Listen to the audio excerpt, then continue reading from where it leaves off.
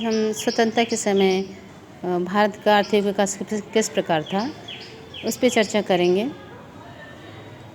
तो जब भारत में अंग्रेज़ों का शासन था उस समय अंग्रेज़ों ने जो आर्थिक नीतियाँ अपनाई थी वे भारतीय अर्थव्यवस्था के विकास के स्थान पर अपने देश की घरेलू अर्थव्यवस्था को बढ़ाने देने से संबंधित थी। यानी अंग्रेज़ी सरकार ने जो भी नीतियाँ बनाई वो इस देश के फ़ायदे के लिए नहीं बल्कि अपने देश यानी ब्रिटेन के फ़ायदे के हिसाब से उन लोगों ने नीतियाँ बनाई, जो भी आर्थिक नीतियाँ बनाई यानी धन से संबंधित नीतियाँ। तो आगे चल कर के जो फ़ायदा हुआ वो अपने देश को नहीं हुआ बल्कि उनके देश को हुआ, क्योंकि उन्होंने नीतियाँ ही इस हिसाब से बनाई थी कि उन्हीं के देश को फ़ायदा हो। तो इस तरीके से हम देखते हैं कि ब्रिटिश सरकार ने इस देश के विकास पर कुछ खास ध्यान नहीं दिया।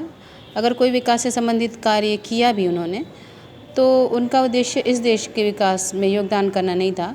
यानी अपने देश के लिए जो कुछ भी किया उन्होंने, जैसे रेलवे लाइन बिछाई, सड़कें बनवाई और रेलवे वगैरह मालगाड़ियाँ आदि उन्होंने काफ़ी संख्या में चलाई।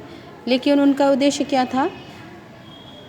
अपने देश के लिए यहाँ के संसाधनों का इस्तेमाल करना, यहाँ की ज़मीन का, वनस्पतियों का और अन्य जो प्राकृतिक संसाधन हैं, जो सस्ते मज़दूर हैं और जितनी भी चीज़ें धात्विक चीज़ें ऐसी चीज़ें थी उन और जो भी चीज़ों का हमारा देश पहले व्यापार कर रहा था, उन सारी चीज़ों को उन्होंने इस तरीके से डेवलप किया कि वो उनके देश के लिए फ़ायदेमंद साबित हो गई।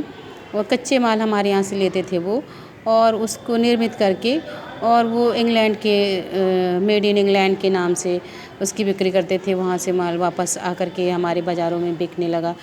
तो जिन चीज़ों के क्षेत्र में हमारा देश आत्मनिर्भर था, यानी हमारा देश दूसरे देशों से व्यापार करता था, दूर दूर देश तक हमारे देश का व्यापार फैला हुआ था।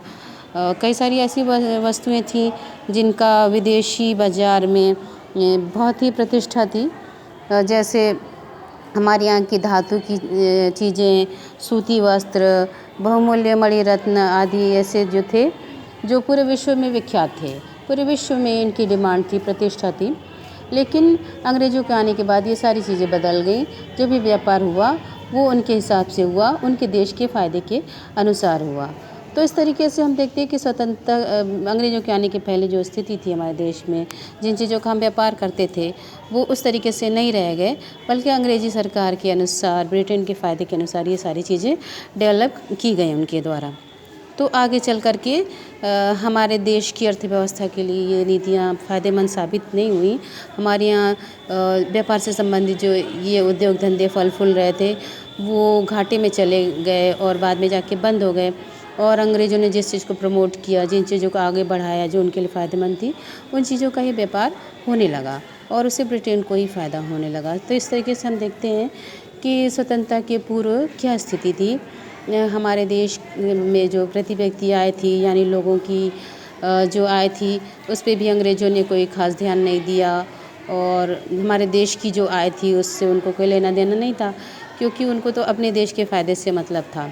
तो इन सब चीज़ों के बारे में गणना करना उनके लिए कभी भी महत्वपूर्ण नहीं रहा। हालांकि कुछ लोगों ने प्राइवेट तौर पे, निजी तौर पे गणना किया भी, जिसमें फिंडले शिराज, दादा भाई नौरोजी, इन लोगों ने व्यक्तिगत तौर पर राष्ट्रीय आय की गणना की, प्रति व्यक्ति आय की गणना की।